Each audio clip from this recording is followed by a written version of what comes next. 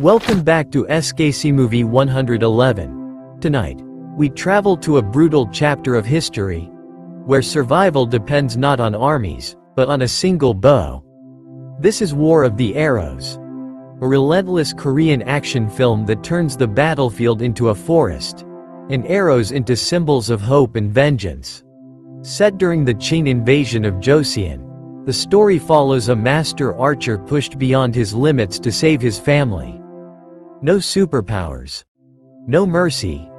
Only skill, instinct, and the will to survive. Stay with us as we break down the story, the action, and the hidden meanings behind every shot. This is War of the Arrows on SKC Movie 111.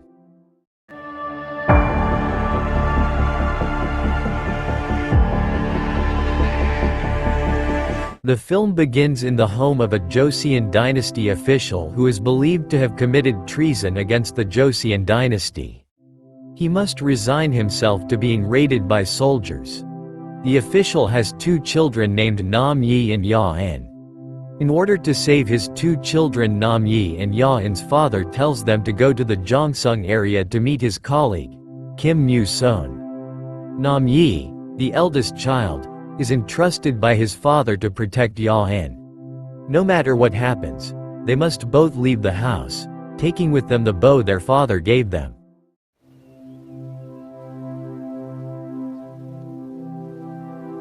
The next day, they arrived at his father's friend's house, in a very pitiful state.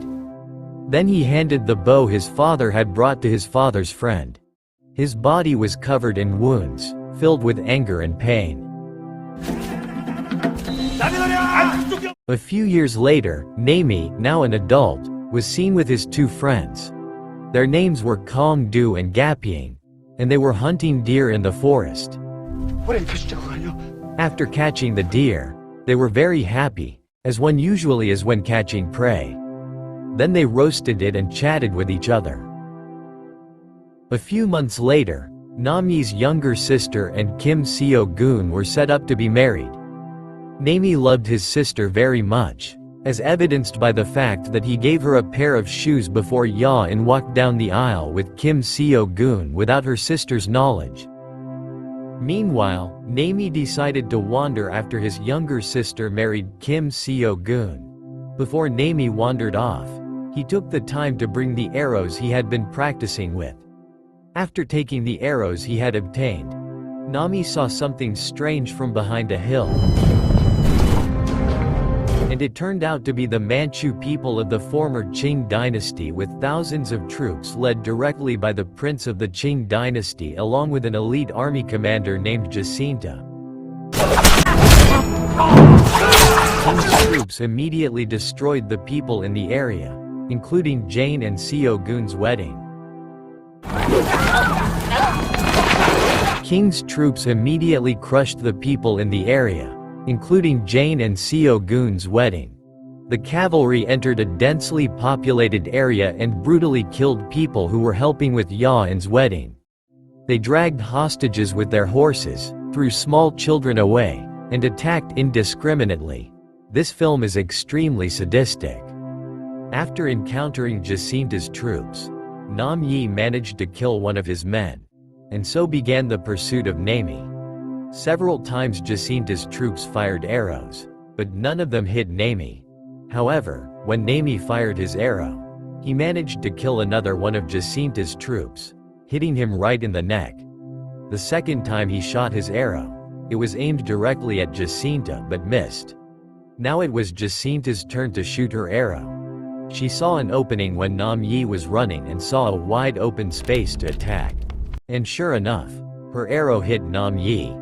However, Nam Yi managed to block it with the bow he was carrying, and he was thrown into the ravine. Immediately, Jacinta's troops inspected the location to confirm whether Nami was dead or not.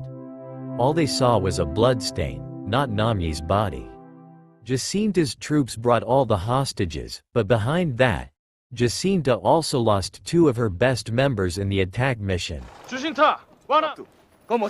After attacking the area, Prince King decided to part ways with Commander Jacinta and take the people who were to be made slaves. Meanwhile, Nami, who had escaped General Jacinta's pursuit, returned home. He saw only corpses strewn about and the lifeless body of his adoptive father, Museon. Nami could only cry at the sight of the devastated area, unwilling to remain silent. On the other hand, the group of hostages continued walking. Anyone who was too weak would be killed by the prince's men and left behind. All they could do now was watch from a distance as their former homes were destroyed. The next day, Nami immediately took action by slaughtering King's remaining troops with his signature archery skills. In this attack, Nami spared one soldier and asked about Prince King's movements along with the people he had brought. After being badly beaten by his arrows, the man explained that the prince had gone to the northern region with all the people. A few moments later, 7 elite soldiers led by Commander Jacinta arrived. They saw the bodies of the 3 soldiers who had been killed with a single arrow. One of the members explained in sign language that they had died quickly. One of the soldiers received a deadly threat from Nami. Feeling that Nami was not just anyone, Jacinta decided to focus her hunt on Nami. Nami also said that killing was not the purpose of his arrow. This means that Nami only wanted to save his sister without killing innocent people. On the other hand, the army carrying the Joseon people had arrived at the border connecting the Qing dynasty and Joseon. The Qing dynasty army became increasingly violent, committing atrocities by tormenting the Joseon people and then killing them. This is where Nami appeared behind the fog as a savior and at the right time, when a mother carrying her baby was about to be killed by Jacinta's troops. Not wanting to stand by and watch people being slaughtered, Seo-gun decided to fight back against King's troops. He managed to kill one horseman. Then the general saw what happened and became furious, sending another horseman. A fight ensued. But once again, Seo-gun won the duel. His sword successfully pierced his enemy's body. Suddenly, an arrow struck Seo-gun's hair. It turned out that the arrow came from the general of the Jacinta army, who could not accept the defeat of his soldiers. Apparently, he wanted to shoot Seo-gun right in the head. Seo-gun, who seemed to be at the peak of his emotions, boldly headed toward the general without hesitation. However, just as he was about to release his arrow, the bowstring suddenly snapped when it was hit by Nami's arrow, causing the general to fall from his horse. Seo-gun quickly stabbed him. The situation improved after Nami came to their aid. Together with the Joseon people, they dared to fight against the Qing dynasty army. Although Nami had saved some of the residents, he did not see his younger sister, Ya-an.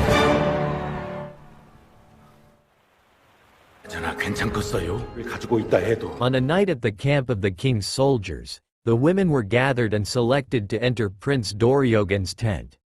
Ya-an was on the list. She was the most attractive to the prince. In the end, she was chosen to accompany Prince Doryogan. However, Ya-an refused because she was already married. She told Prince Doryogan this. The prince became angry at her refusal. Ya-an was punished and tied outside the tent for a full day. Meanwhile, Jacinta and her members arrived and saw that their entire army was dead. Jacinta found a bow with a broken string and red arrows that she pulled out of the bodies of her dead members. "This must be his doing," Jacinta said to her members. "We must hurry so we won't be late again." Long story short, upon arriving at the army camp, Seo-gun saw Nami tied up and wanted to rescue him immediately. However, his friends stopped him. Nami and his friends devised a strategy to take Prince Doryogan hostage and planned their escape after the attack.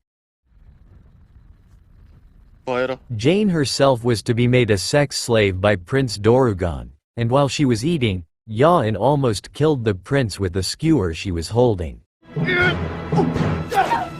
But he lost and finally fell. Then the prince crushed his body with his fist and covered his mouth with his hand. But he was not out of ideas. He bit his hand so he could breathe, and he fought back. Meanwhile, outside the tent, there was commotion as the prisoners escaped and attacked the guards. And that was when Jane took his iron skewer again to fight the prince. The prince also took a sword to scare Jane. They faced each other. Suddenly, Nami appeared from behind and put a knife to the prince's neck. However, just as he was gaining control of the situation, the prince's guards appeared from outside the tent and aimed their bows at Nami. They threatened each other. Not long after, Jane's husband appeared and stabbed the guard from behind, killing him. And at that moment, Nami doused the prince with kerosene all over his body. After the prince had been anointed with oil, Nam Yi argued with his younger brother, who did not want to leave him. Then Nam Yi told Seo Gun to take Yain away and promised to meet him the next day. After the two of them left, Nam Yi lit a fire with embers and carried the prince into the tent. Without delay, the fire blazed and the prince was burned when he came out of the tent, causing panic among all the Qing soldiers. Then, Nam Yi left the tent on horseback and a chase ensued with the Qing army. When the day changed, Commander Jacinta arrived and received information that the prince had been burned to death. Jacinta was shocked when she saw the prince's charred body. Jacinta's anger peaked, and she went to find Jane to take revenge. Meanwhile, Nam Yi rallied the cavalry. Then they met Gap Young and Kong Du on the hill they had agreed on yesterday. However, only a few minutes later, they heard the sound of a large cavalry force approaching. Nam Yi and his friends rushed to the top of the hill to look. And how surprised they were to see Jacinta's army arriving even faster. Arrows immediately rained down on Nam Yi's friends. Close combat and a chase were inevitable. Arrows flew through the air. At the same time, during the escape, Kong Du was hit by a small axe that struck his leg, preventing him from running any further. And let him stop the army. Jacinta's army fell into the tiger trap. Kong Du quickly killed them all. However, Kong Du was eventually killed by an arrow from Jacinta's army. Not only that, Kong Du was stabbed with a sword and left there. While on the run, Kong Du and Nam Yi were cornered. If they wanted to escape, they had to jump over the cliff. But realizing that he was old and unable to jump far, Gapyeong told Nam Yi to jump immediately. Gapyeong would distract them and call the tigers. After all, this was tiger territory. On one side, Gapyeong almost killed one enemy. But from behind, Jacinta appeared and swung her sword at Gapyeong. Then Gapyeong died instantly. After Nami successfully crossed the cliff, a bow battle ensued. Nami fought against the Qing army. Finally, the Qing army was hit by one arrow. Jacinta felt that the arrows were useless because Nami was hiding behind a rock. So Jacinta took the initiative to jump onto the cliff, protected by the archers so that Nami would be safe if he appeared. Jacinta, who had already taken off some of her clothes, immediately jumped onto the cliff to look for Nam Yi, followed by her followers. Seeing this, Nam Yi had to find a way out before being surrounded. Then he moved towards the side of the cliff, so he could shoot his bow at the enemy target. And finally, the arrow flew right into the enemy's chest. The position he found made it easier for Nam Yi to attack. Jacinta's troops were reduced by one. It was the right moment to finish off Jacinta. Nami was right in front of her. However, after seeing Jacinta carrying her friend's body, Nami reconsidered killing her. All the soldiers had managed to jump over the cliff and gathered to witness the body of their friend who had been shot. On one side, Ya-in and Kim were hiding somewhere. Kim tried to treat Ya-in's leg. After that, Kim left for a moment, and when he returned, he found soldiers trying to attack their hiding place. Ya-in tried to help Kim, but instead, Jane was knocked down by a blow. Kim became even angrier and finished off the Qing soldier. Then Kim approached Ya-in, who was unconscious. Now, the focus shifts to Nam Yi, who is resting at a waterfall. How shocked he is when he sees a tiger right above the waterfall cliff. Therefore, he immediately racks his brains to trap Yuinta and her friends. He quickly devises a plan to lure Yuinta and her friends to the tiger's den. An arrow battle ensued between Nam Yi and Jacinta, with both sides attacking each other. Nam Yi was hit by an arrow in the chest as he tried to escape. He fell to the ground. Jacinta's troops ran around looking for Nam Yi's body but couldn't find it. Nam Yi hid in the tall grass. He tried to pull the arrow out of his body. After searching for a while, Nam Yi fled to the tiger area, leaving a trail of blood along the way. Nam Yi was still being pursued. Until finally, he was cornered, and he knew where the tiger's path was. Upon arriving at the location where Harimau was, Nami's initial plan to trap Yuinta and her friends almost failed. Suddenly, Harimau, who had been attacking them brutally, took advantage of the situation.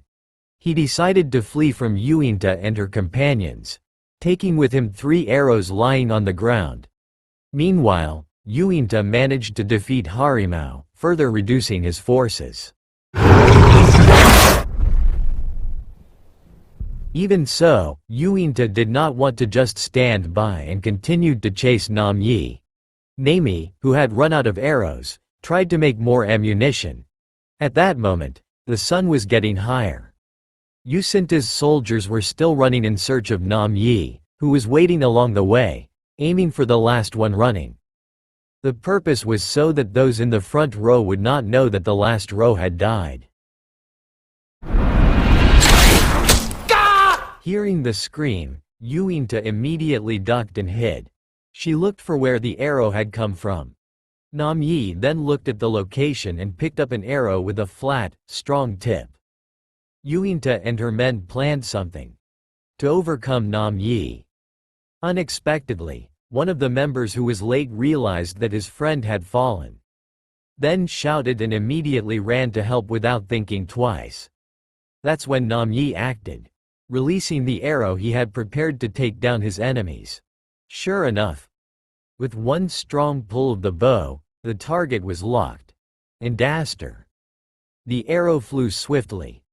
2 enemies fell, piercing 2 human bodies. It even almost hit Yuinta because the impact was too strong.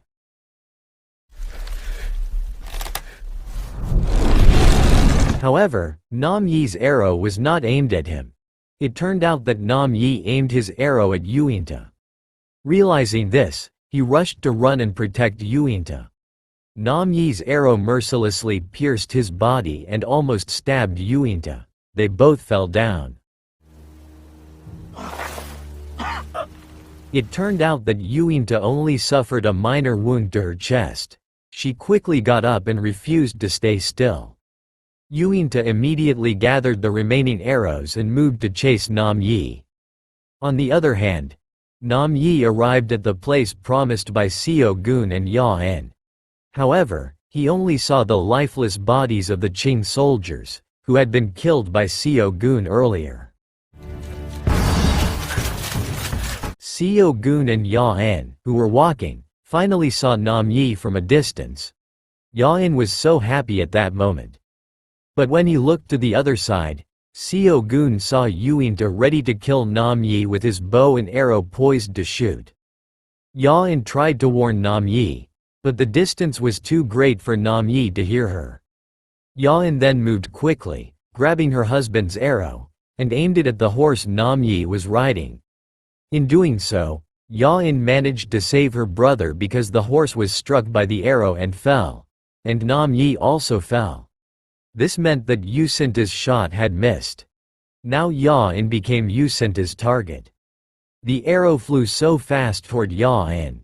But Seo-gun protected Ya-in by sacrificing his body. Nam-yi rushed to his feet after he found out that Yuinta was still alive. He took an arrow from his horse because he had run out. Now Nam-yi had to protect Ya-in because she was standing between him and Yuinta.